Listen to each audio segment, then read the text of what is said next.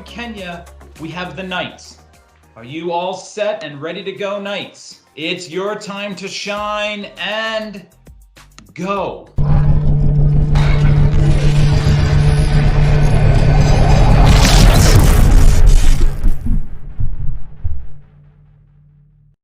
Welcome back on Exploits here with another video. Today we are looking at a very brilliant innovation by two JKUAT students, that is Ken and Mike. Ken and Mike came up with a robot, a weeding bot that essentially distinguishes weeds from produce. This is very, very useful. Now, in a large-scale application, this is yet to be explored.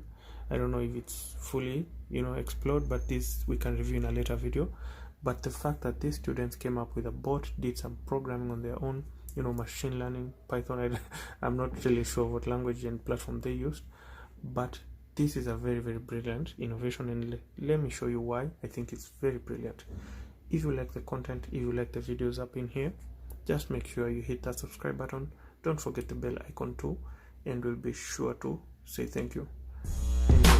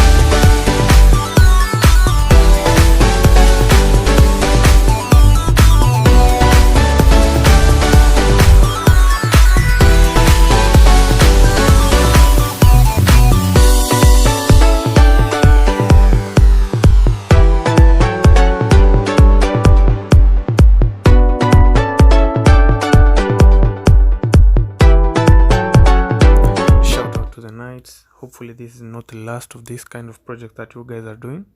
I'm going to leave a link in the description to their channel. You can head over there, check them out. If you like their content, don't forget to hit that subscribe button. Thank you for watching. If you haven't subscribed already, catch you on the next one.